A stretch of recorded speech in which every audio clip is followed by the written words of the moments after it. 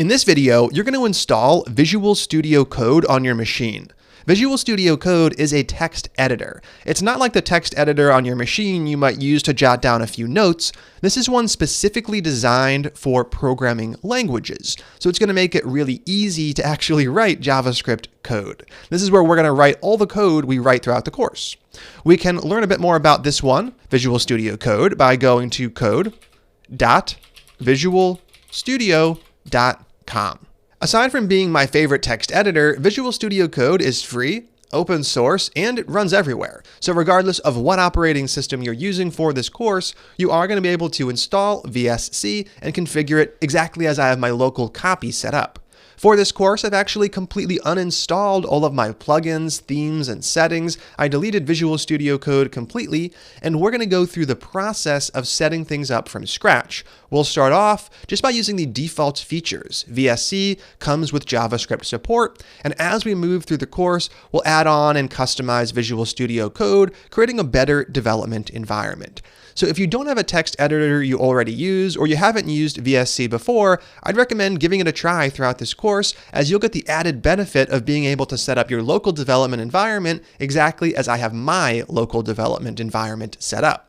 If you don't want to use VSC, there are other options out there. In the past, I used Atom. This was a text editor released by GitHub. You could also use Sublime Text, which was a very popular choice in the past. And lastly, there are more complex editors like WebStorm. WebStorm isn't free, but it does come with a heck of a lot of features. It's more of an IDE than a text editor. But for this course, we don't need a lot of those features. I prefer Visual Studio Code. So let's go ahead and actually kick things off by downloading the build.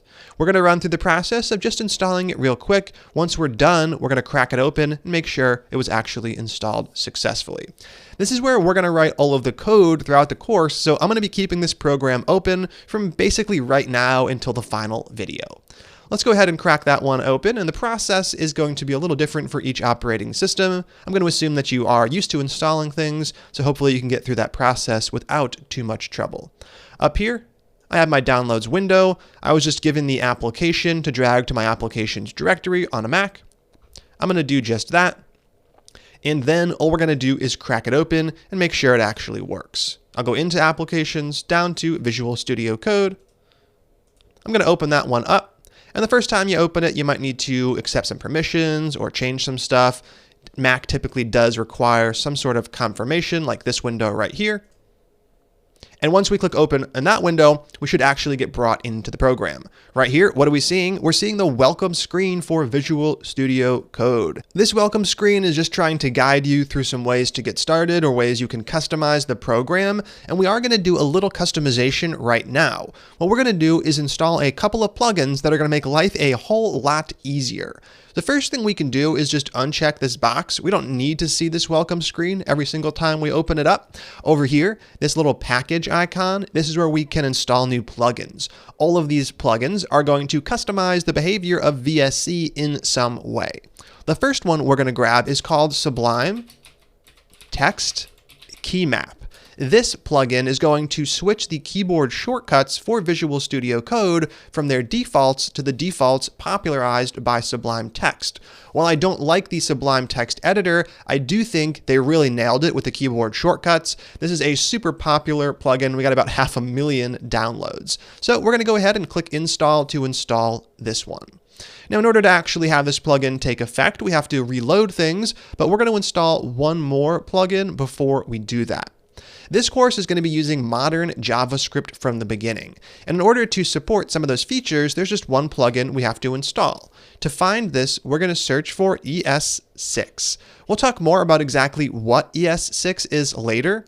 For now, the plugin we're looking for is called Babel ES6/ES7, and these are just version numbers, so we're supporting more recent versions of the syntax. This is going to make sure that as we use those new modern features, we're actually able to have a text editor that supports them.